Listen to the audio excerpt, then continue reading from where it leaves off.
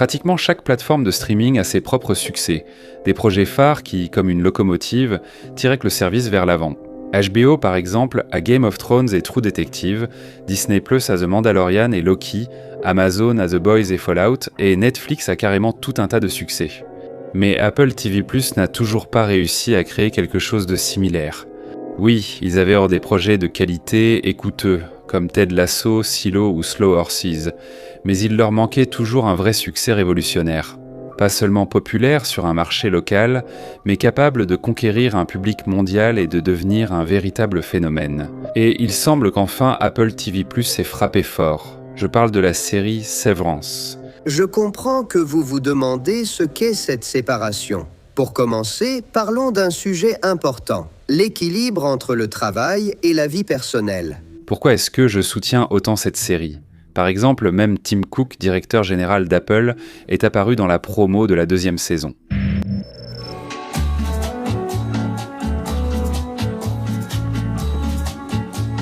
S'il est prêt à soutenir ce projet, alors que dire de moi ? Tim C., core of the Apple. Please have a seat. Bon, enfin, le marketing, c'est le marketing. Passons aux faits. Fait numéro 1. Severance est actuellement la série la plus populaire de l'histoire d'Apple TV+. La saison 2 de la série a battu les records de la plateforme en spectateurs uniques, atteignant 589 millions de minutes de visionnage aux États-Unis sur cette période. Et selon les données de la société d'analyse Parrot Analytics, la première saison a déjà rapporté plus de 200 millions de dollars au service de streaming Apple TV+. Fait numéro 2. 14 nominations lors de la 74e cérémonie des Emmy Awards. Pas une, pas deux. 14. Fait numéro 3. La série a été réalisée par le célèbre Ben Stiller. Oui, c'est bien le même gars que dans La Nuit au musée et Mon beau-père, mes parents et moi. Fait numéro 4. Le budget de chaque épisode de la 2e saison est de 20 millions de dollars. Non, pas de toute la saison, d'un seul épisode. Toute la 2e saison coûtera à Apple environ 180 millions de dollars, et cela sans compter le marketing. À titre de comparaison, la dernière saison de Game of Thrones a coûté 100 millions. Là-bas, il y avait des dragons et des guerres, ici, juste un bureau à moquette verte.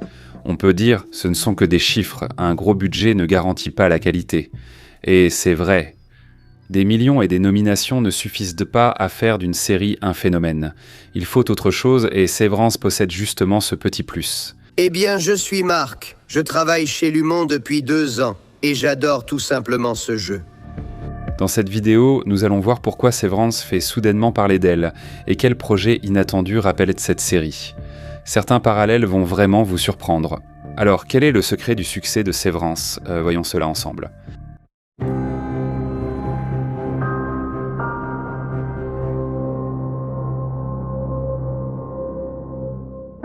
La raison principale du succès de Severance est probablement son concept original. Et si votre conscience pouvait être divisée entre le travail et la maison ?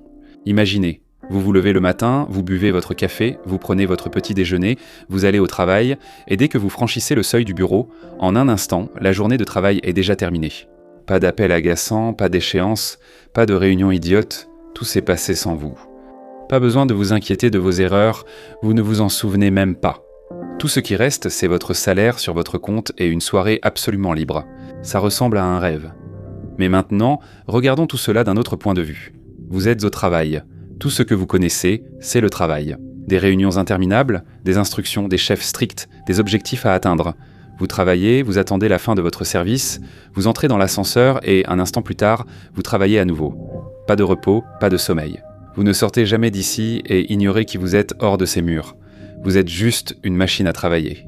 Et le plus effrayant, c'est que vous n'avez pas le choix. Parce que aussitôt que vous quittez le bureau, c'est un autre vous qui prend la décision. Celui qui ne se souvient de rien de vous, celui qui n'est pas habitué à travailler et qui ne fait que se reposer, et il vous renverra encore dans ce cycle éternel. Que pensez-vous de ce marché maintenant ? Il n'est plus aussi tentant, non ? Aussi paradoxal que cela paraisse, le scénario de la série, qui allait plus tard battre des records sur Apple TV+, est longtemps resté ignoré. Dan Erickson, scénariste et créateur de Severance, a eu l'idée du concept en travaillant dans des emplois temporaires de bureau. Il écrivait le scénario pendant ses pauses déjeuner. L'idée du scénario est née d'une pensée simple mais troublante.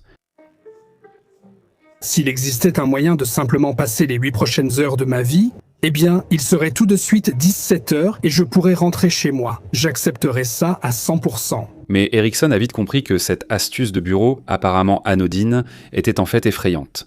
J'ai réalisé que c'est une idée assez effrayante de vouloir avoir moins de temps précieux sur cette terre. Mais vendre ce scénario n'a pas été si simple.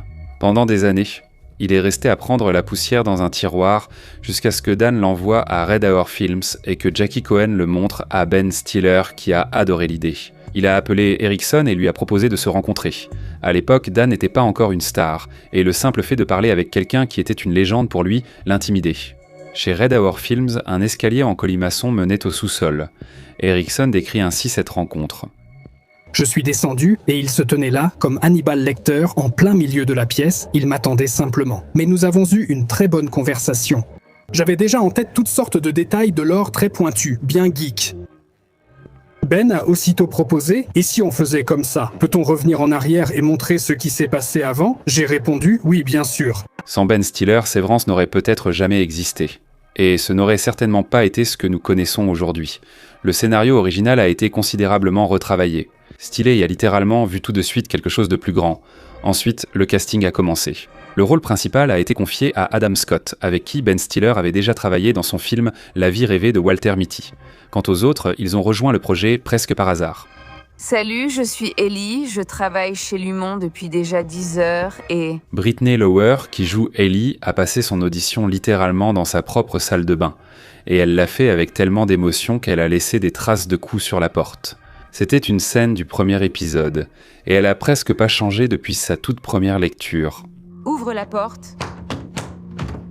Vous entendez? Laissez-moi sortir. La candidature de John Turturro a été proposée par Adam Scott. Je m'appelle Irving et je travaille ici depuis 3 ans. Pour une raison quelconque, je connais les 9 principes fondamentaux. Et John Turturro, à son tour, a invité son ami Christopher Walken. Vous êtes le chef du service? Eh bien, l'optique et le design. Grâce aux efforts conjoints de Ben Stiller et Dan Erickson, le concept de la série a été développé et ils l'ont présenté à différents studios. Finalement, les droits de diffusion ont été acquis par Apple TV+. La première a eu lieu le 18 février 2022, et la série a rapidement remporté l'approbation des critiques et du public. À première vue, il peut sembler que Severance propose quelque chose de totalement nouveau et unique. Cependant, plus on s'immerge dans son atmosphère, plus le sentiment de déjà-vu devient fort. Ces couloirs stériles, ce mélange d'absurdité et d'horreur, cet ordre de bureau oppressant. Tout cela semble déjà avoir été vu auparavant. Personnellement, cette série m'a souvent donné cette étrange sensation, et lorsque j'ai finalement compris à quoi elle faisait écho, j'ai vraiment été surpris. Voyons à quel projet Severance fait penser.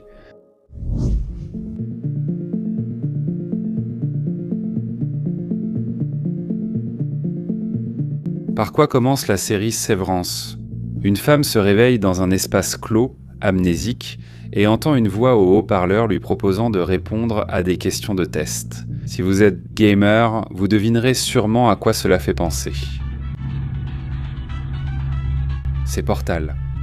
Hello, and again, welcome to the Aperture Science Computer Aided Enrichment Center. Un jeu culte, un événement qui se déroule dans l'univers de Half-Life, dans le laboratoire de recherche sur la nature des portails d'Aperture Science. Chell, l'héroïne du jeu, se réveille sans souvenir dans le laboratoire. Elle ne peut communiquer qu'avec GLaDOS, l'intelligence artificielle qui la guide. L'ambiance générale et les lieux d'Aperture Science rappellent Lumon Industries.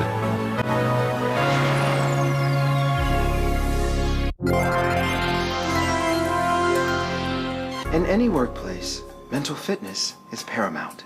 That's why we've instituted comprehensive sanity measures. Now, our marketing engineers have discovered a way to offer consumers a home version of the Portal project for free. That's why we've instituted comprehensive sanity measures, which must be enforced on your severed team. Use your free Portal kit to measure the value of those around you and find a companion for the upcoming cooperative Portal testing initiative. Dans Severance, Lumon Industries est littéralement construite sur la culture de Kier. Il est appelé visionnaire, sauveur, sage. Ses citations sont accrochées au mur du bureau. Les employés lisent le livre de Kier et la direction exige qu'on le traite presque comme une divinité. Maintenant, souvenons-nous de Portal et de Cave Johnson, le fondateur d'Aperture Science.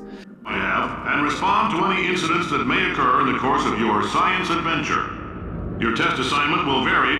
Cave Johnson est un génie d'entreprise fou. Ses discours sont pleins d'absurdités. Il propose de tester des technologies mortelles sur des humains. En particulier, il dit ce qui suit. Je me suis dit, si la vie vous donne des citrons, ne faites pas de la limonade. Obligez la vie à les reprendre. Mettez-vous en colère, je n'ai pas besoin de tes foutus citrons. Qu'est-ce que je suis censé en faire ? Exigez de voir le responsable de la vie. C'est peut-être une coïncidence, mais la société Lumon, ça ressemble beaucoup à un citron. C'est même citron que la vie a donné à Cave Johnson. Un monologue aborde aussi l'enregistrement de la personnalité sur un disque, reflétant les idées de séparation.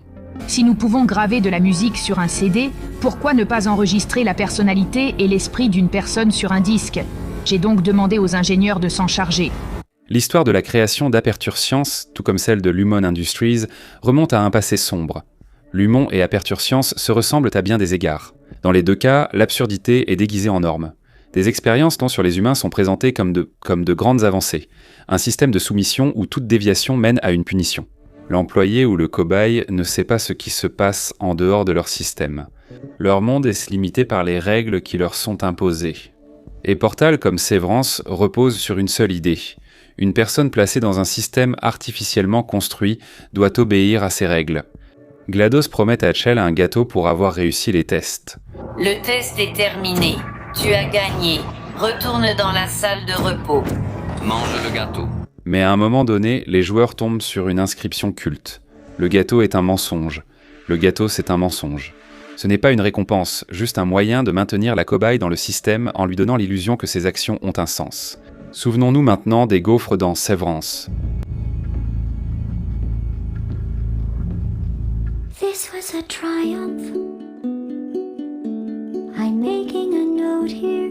Huge success. Lumon motive ses employés avec d'étranges rituels où les gaufres sont plus que de la nourriture. Dans les deux cas, on promet aux héros de petites joies, qui s'avèrent finalement être un moyen de contrôle.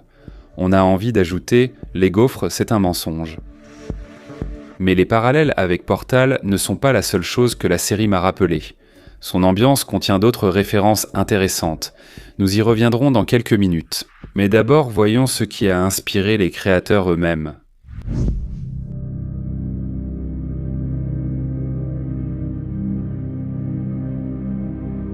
De nombreux critiques ont qualifié Sévrance d'épisode parfait de Black Mirror, simplement étendu sur toute une saison. Cela a effectivement du sens. Comme beaucoup d'épisodes de Black Mirror, la série prend une idée technologique, un implant qui sépare la mémoire, et essaie d'explorer comment notre vie quotidienne changerait. Dan Erickson, en concevant Sévrance, n'a pas voulu créer en vase clos. Au contraire, il s'est consciemment inspiré des classiques qui abordaient déjà les thèmes de la réalité, de la mémoire et du emprise des entreprises. L'un des sources d'inspiration a été le film The Truman Show, un film sur un homme vivant dans une réalité artificiellement construite, sans s'en douter. Et en effet, Lumon Industries ressemble beaucoup à la ville de Truman, un système fermé avec des règles strictes où chaque élément est conçu pour maintenir le personnage à l'intérieur du système. Suis-je piégée ? Comment ça ? Si je veux partir, démissionner, est-ce que ce sera même possible ? Un autre point de repère important a été Brasil, de 1985, la dystopie grotesque de Terry Gilliam, ainsi que Office Space, une comédie satirique qui dénonce l'absurdité de la routine de bureau.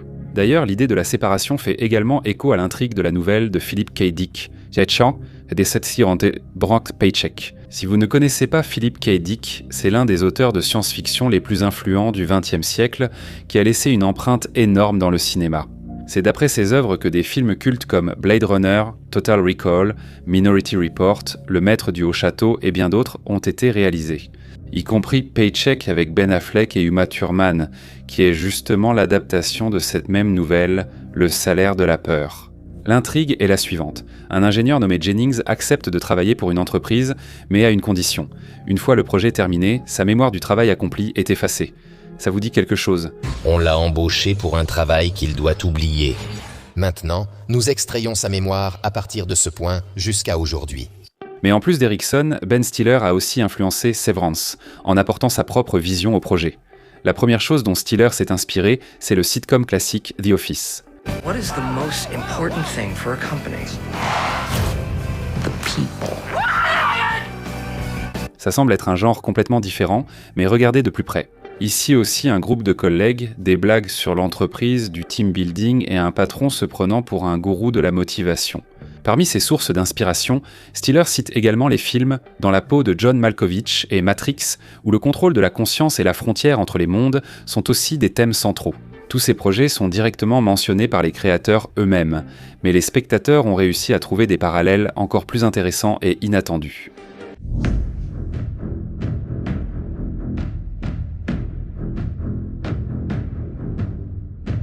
La deuxième saison de Severance débute par une scène inhabituelle. Le personnage principal, de retour dans les couloirs interminables de Lumon Industries, commence à courir.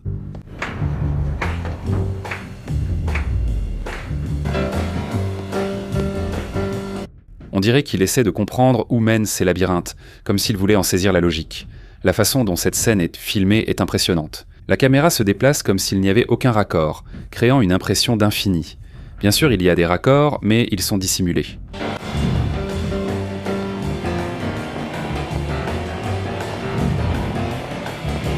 En réalité, cet épisode de plusieurs minutes a été tourné pendant environ 5 ou 6 mois, en le divisant en 10 segments distincts. Chaque partie nécessitait un équipement différent pour obtenir l'effet souhaité. Lorsque les spectateurs ont vu cet épisode, certains ont immédiatement pensé au Backroom. C'est une légende d'Internet qui est apparue en 2019. Tout a commencé avec une photo effrayante montrant un couloir de bureau infini, éclairé par une lumière jaune trouble de lampes fluorescentes. Selon le mythe, les backrooms sont une dimension parallèle dans laquelle on peut accidentellement tomber depuis la réalité. La personne se retrouve piégée dans des couloirs vides et infinis, sans issue, où la logique et la physique sont bouleversées. La popularité des backrooms a donné naissance à la tendance Internet des soi-disant espaces liminaux, une esthétique qui représente des lieux ayant l'air transitoires, mystérieux et parfois surréalistes. Hello? Le monde de Lumon effraie par le même vide stérile. Les mêmes couloirs identiques, les mêmes pièces, l'absence de fenêtres, tout cela crée une sensation d'enfermement un peu inquiétante.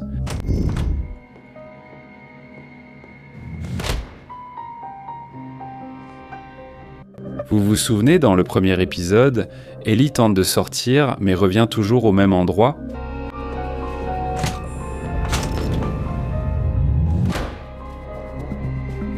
C'est un piège classique des backrooms, un labyrinthe qui ne te laisse pas sortir. Cependant, les backrooms sont loin d'être la seule association qui vient à l'esprit en regardant la série. Dans son style visuel et son ambiance générale, j'ai clairement remarqué l'influence de l'un des réalisateurs les plus cultes de l'histoire du cinéma.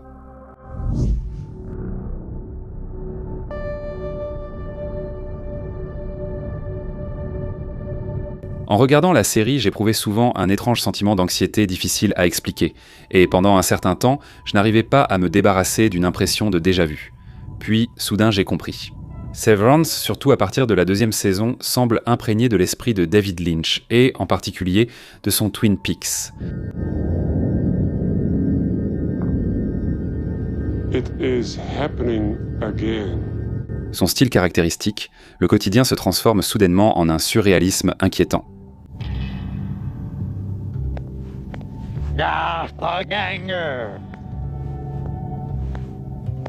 Twin Peaks semble une ville provinciale ordinaire, mais derrière sa façade, elle cache secrets, rituels mystérieux et personnages effrayants. Dans Severance, la ville de Kier est comme un autre Twin Peaks.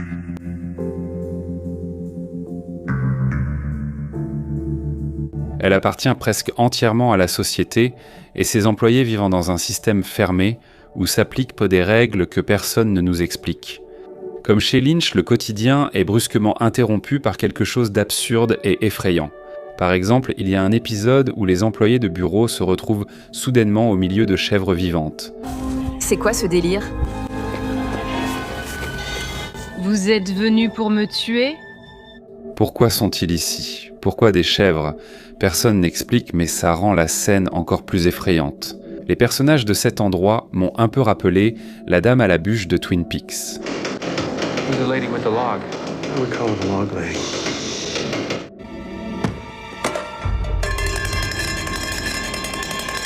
Ils auraient dû partir. C'est du pur Lynch quand tu sens qu'il y a une logique cachée dans ce qui se passe, mais que tu ne la comprends pas. Et ça fait peur. Dans Twin Peaks, l'agent Cooper tombe dans la loge noire, un endroit où la logique du temps et de l'espace est bouleversée.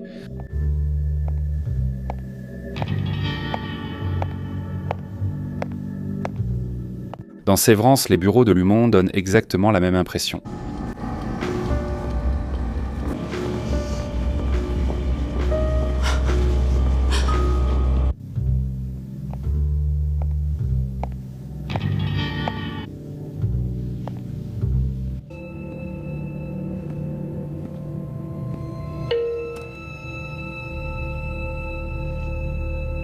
Des couloirs identiques, des portes qui ne mènent nulle part, un mystérieux couloir d'exportation. C'est comme le même passage vers la loge noire.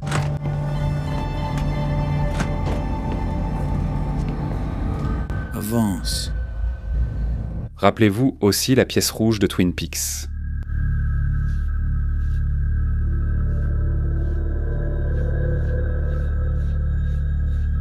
Dans un épisode de Sévrance, on montre quelque chose de similaire.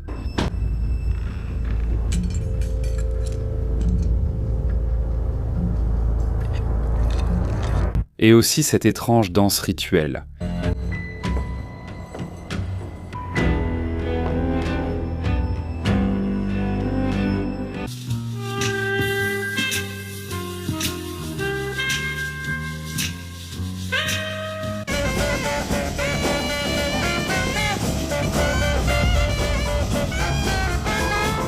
On trouve aussi des créatures sorties des cauchemars de Lynch.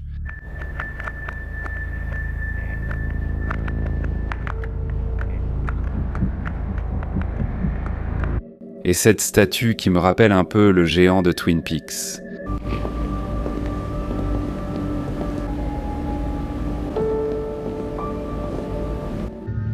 One person saw the third man. 3 have seen him. C'est justement à cause de cette ambiance que les critiques ont qualifié la série de Lynchéenne.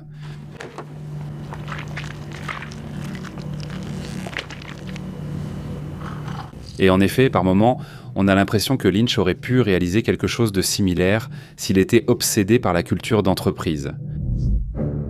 Plus on regarde Sévrance, plus on comprend clairement. Ce n'est pas simplement une dystopie de bureau. On y retrouve des éléments de nombreux projets cultes, allant des séries et des films jusqu'aux jeux vidéo. Mais toute l'intrigue est portée par le mystère principal. Non, personne n'a tué Laura Palmer. Mais que font réellement les employés de Lumon ? Cette question nous pousse à enchaîner les épisodes, espérant une réponse rapide. Et honnêtement, il mérite une analyse à part entière. Si vous voulez voir une telle analyse, soutenez la chaîne avec un like et laissez un commentaire. Cela aidera la vidéo à gagner en visibilité et augmentera les chances qu'un tel épisode soit réalisé. Vous pouvez également soutenir la chaîne par un don ou via les services Boosty et Patreon.